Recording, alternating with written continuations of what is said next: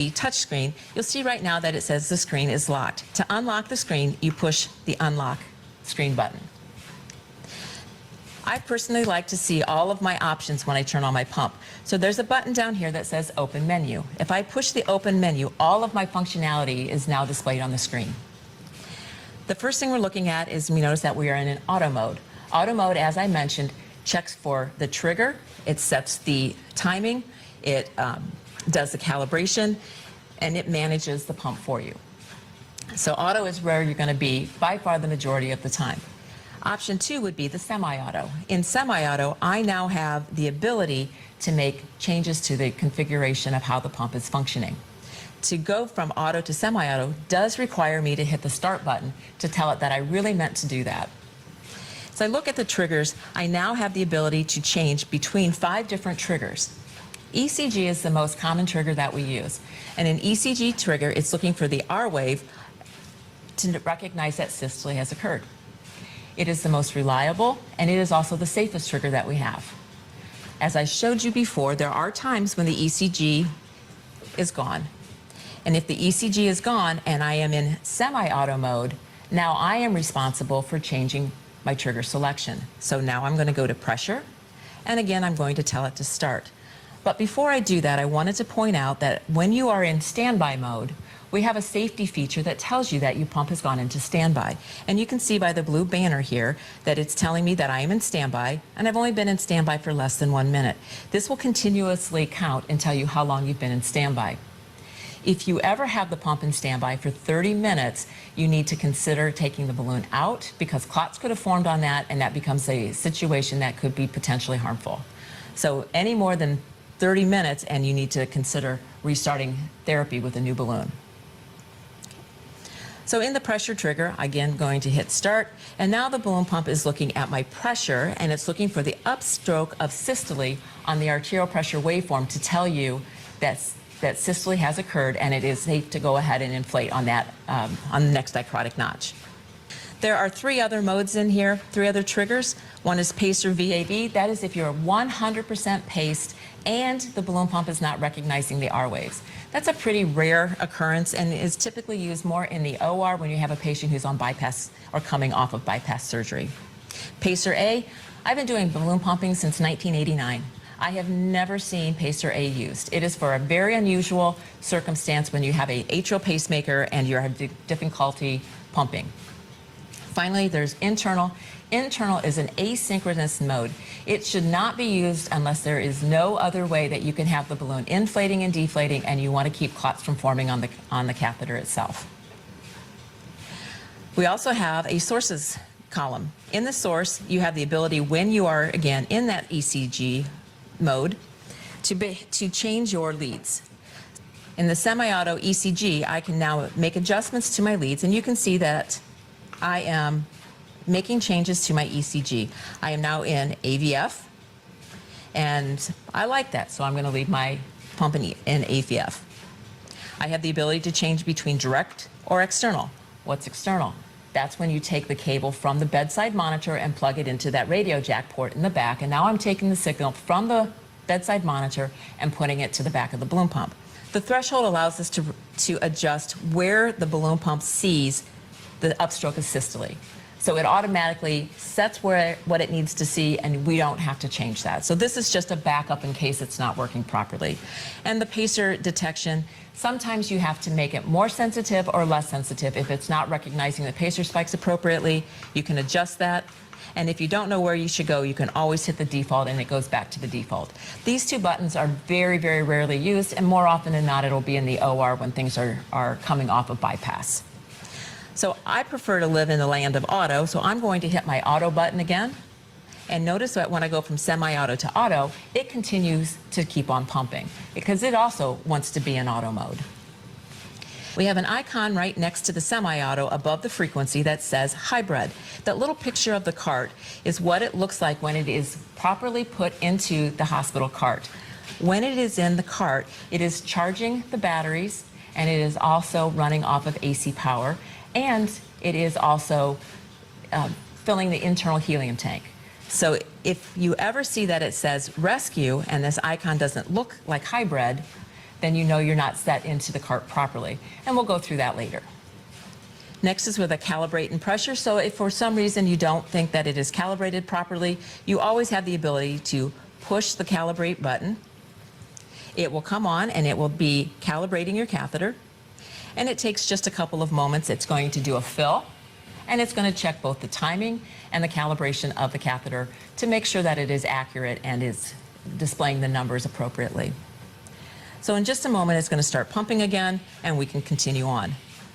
If you hit the standby button, as I mentioned before, you'll get that time and standby alarm that comes up, or banner, and then we can just hit start again. We have IAB frequency. It's 1 to 1, 1 to 2. What's 1 to 2? It means every other beat is being assisted. So when you're in 1 to 1, it was 100%. Notice that when I went to 1 to 2, I now have pressures that are labeled as unassisted. We'll go through that in just a moment as well. And then we have a 1 to 3. 1 to 2 and 1 to 3 are typically used when you're weaning your patient from balloon pump therapy. There's a myth out there that says if you are in a 1 to 2 or a 1 to 3 frequency that you need to be fully anticoagulated. And that's just a myth. The balloon pump does not require heparinization, neither does the balloon catheter. It really is dependent on your hospital policy as well as what the individual patient's needs are. So your physician will determine whether heparinization is necessary or not the frequency of the balloon pump. So I'm going to go back to 1 to 1. The augmentation is here. If I decrease the augmentation, you'll notice that the bars go down. So the augmentation should always be at 100% unless a physician or a representative from the company tells you to do something different. And finally, the timing. And again, I'm going to go through the timing more in detail later.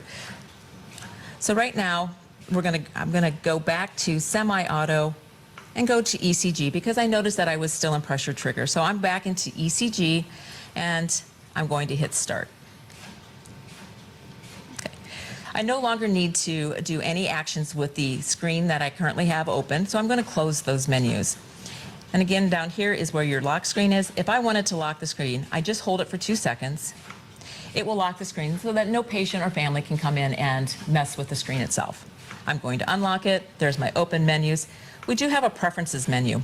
The preference menu allows you to change the display, which is things like the sweep speed or the balloon waveform, which you really want on at all times. There's a thing called the ECG markers. I personally prefer to have those on. Those are the gray marks underneath the ECG, which are showing you when the balloon is inflated. So I think that that's an added benefit to have them there, but if for some reason you do not, that would be under the preference menu and you can choose to turn those off. We have the inflation interval that when you are pumping, if you press the inflation interval, it gives you 15 seconds to see where the balloon is inflating. It's an approximation of the inflation and the deflation time, so if you're confused about what's going on, pushing that inflation interval can help you get a little bit of guidance as to where the balloon's inflating at. And after 15 seconds, you'll notice that it goes away. It is only functional when the pump is pumping.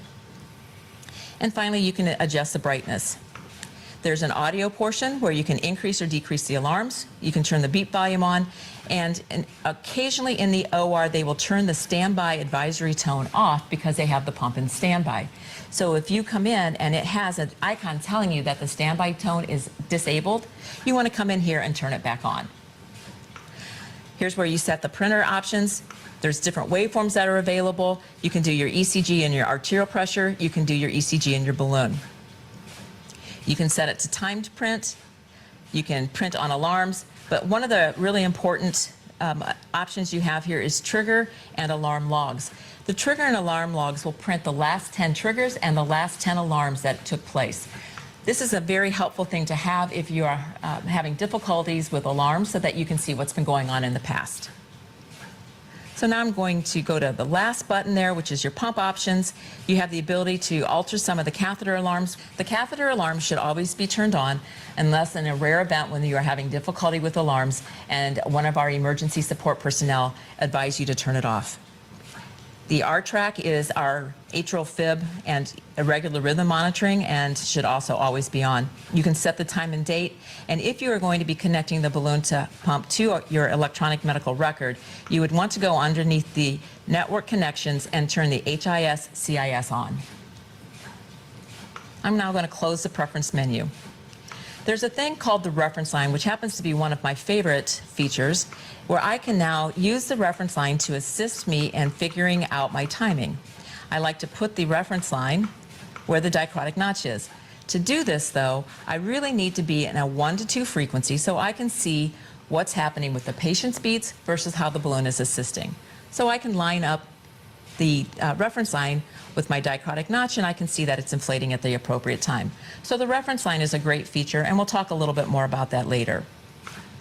Again, click it again, and it turns off. The IAB fill is what you would use if, for instance, you had a patient who was tachycardic and febrile, and you saw the augmentation tapering down. If you hit the fill button, and you hold the fill button for 2 seconds, it's going to initiate an autofill, which is going to purge all the helium from the balloon, replace it with fresh helium, and then start pumping again. So once it's done, we hit the start button, wait for it to finish filling. It's telling me right now the autofilling message went off, and now it's back to pumping again. There's a freeze display. If I freeze the display, you can see that it freezes the display. The pressures will continue to change if the patient's condition changes, but the waveforms on the screen will not. The augmentation alarm is a very critical button to know. Right now my augmentation is 102 and my pressure is 114, so it's approximately that 10 millimeters that we like to see. If your patient condition deteriorates and the pressures drop, it's going to alarm. You need to make sure that you keep that augmentation alarm approximately 10 below your new patient's pressure. So as your patient's condition changes, you will need to manage that augmentation alarm by increasing it or decreasing it, keeping it 10 millimeters below the patient's pressure. Finally, we've got the print strip button, which at any point in time that you want to print a strip, you just hit the print strip and it will get started printing. So that's all of the features on the balloon pump.